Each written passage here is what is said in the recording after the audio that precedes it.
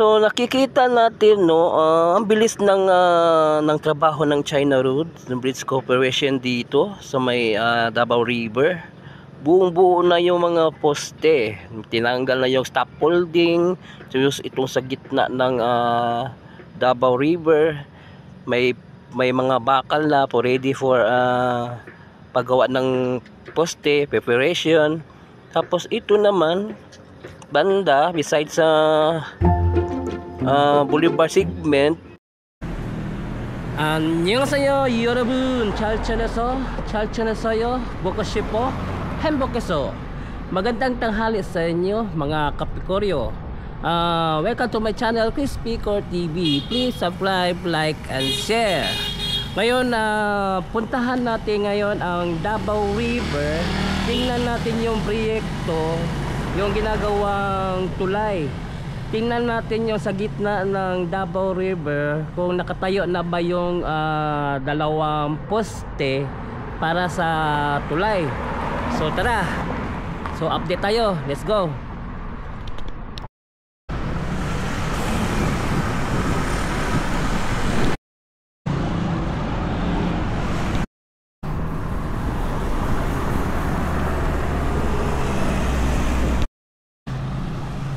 Ngayon balikan natin ang proyekto dito sa may Davao River. Itong Bukana, itong ginagawang tulay ng China Roads and Bridge Corporation. Tingnan natin yung gitna ng sapa, kung yung mga poste dalawa kung nakatayo na.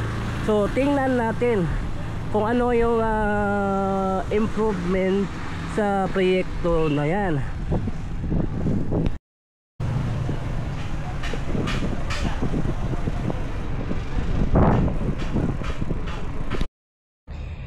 So bago tayo pumunta sa main target natin doon sa Bukana, tingnan mo natin ito yung esplanade, yung ginawa dito, yung park. Kayo na po umusga kung ano ang makikita ninyo. Ito yung esplanade, tingnan nyo, madamo na, walang maintenance. Ito, walang maintenance, madamo.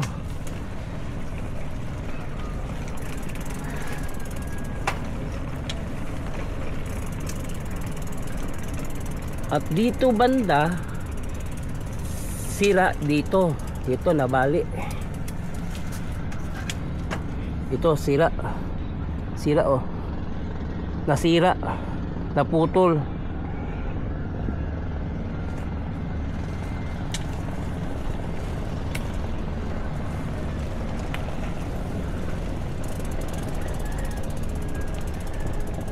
Kasi tinutungtungan ng mga kabataan dito. Ito tanggal. Ito tanggal.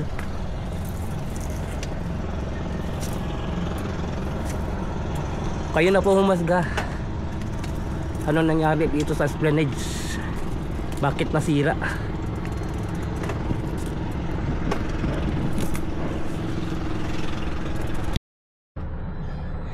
Ngayon naman punta tayo sa main target. Itong ginagawa dito, yung bridge dito sa Bukana. Tingnan natin yung more improvement ng China Roads Bridge and Corporation. So tingnan natin. Tara, let's go. So nakikita natin ito yung karugtong ng esplanade dito sa may Ecoland segment, likod lang sa Agro.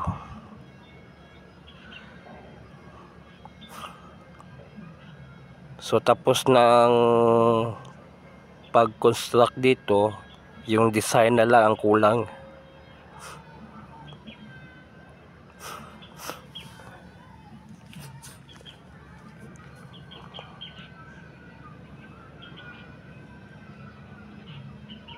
At dito naman banda, side dito, may dalawang poste.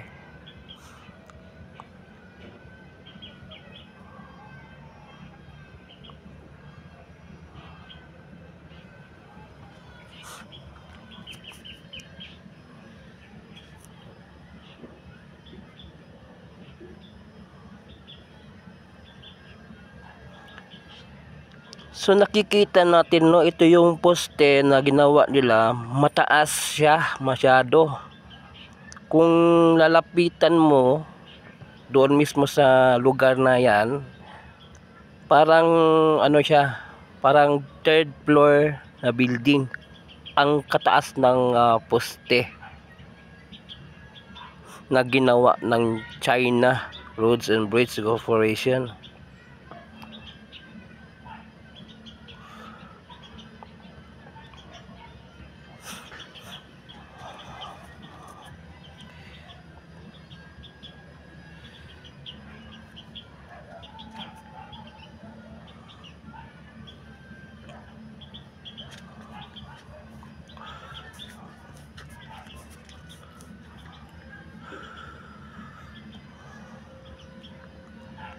Ito yung segment, no, sa Ecoland. Ito yung papuntang Times Beach Rotonda.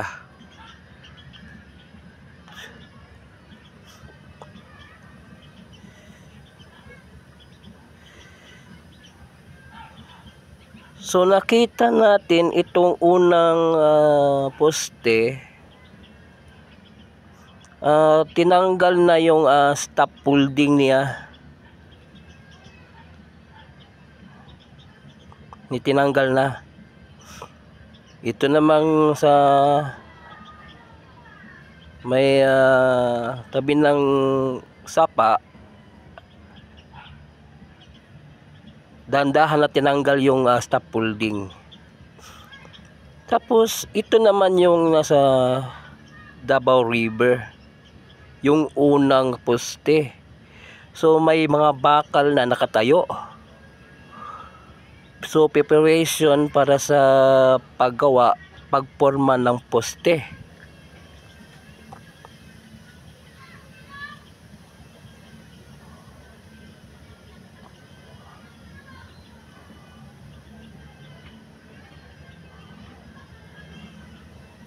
At ito naman isa, ang ginawa nila pundasyon ng tulay ng poste.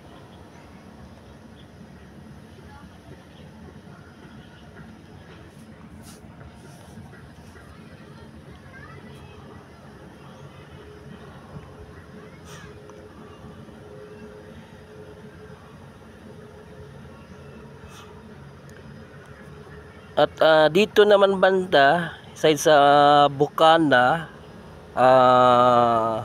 Boulevard segment, tinanggal na rin yung scaffolding.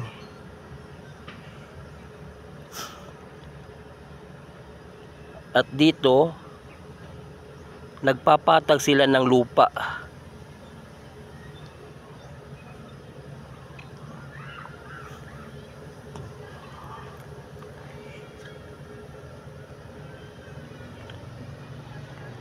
Kanilang in-script yung coastal road dito sa may Bukana. So nakikita natin, no, wala na yung scaffolding dito sa may Bukana Boulevard segment. At ito naman yung poste, mga pundasyon ang ginawa.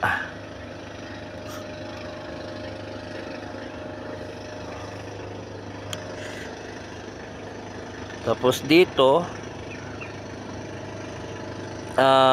ni-ready yung mga bakal sa pagporma ng poste.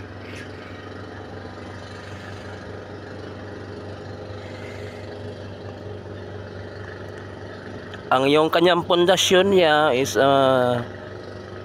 may saminto na rin, nakatindig na. At ito nakikita natin, no,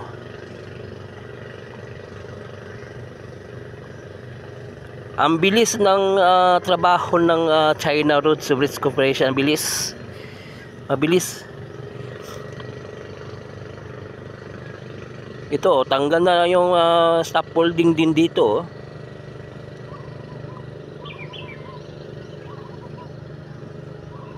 At dito naman banda, yung landing site ng bridge dito papuntang Times Beach.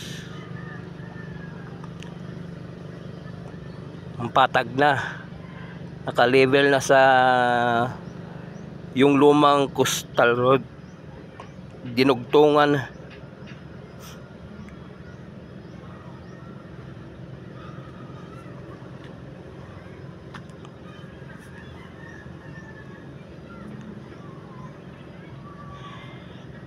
So nakikita natin, no, ang bilis ng trabaho ng China Road, ng Bridge Corporation dito sa may Davao River.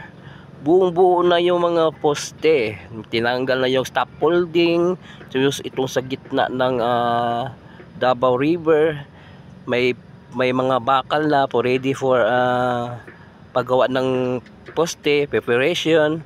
Tapos ito naman banda besides sa Boulevard segment, may pundasyon na. Bali mga 12 yung nilagay nilang poste, ibinaon dyan besides sa Davao River, Bukana Boulevard. Please subscribe to my channel, Chris Picor TV. I-follow po ng ako ang Facebook page, Chris Picor FB. So thank you for watching. Kamsahamnida, anyong, and God bless you all. Sarangyo.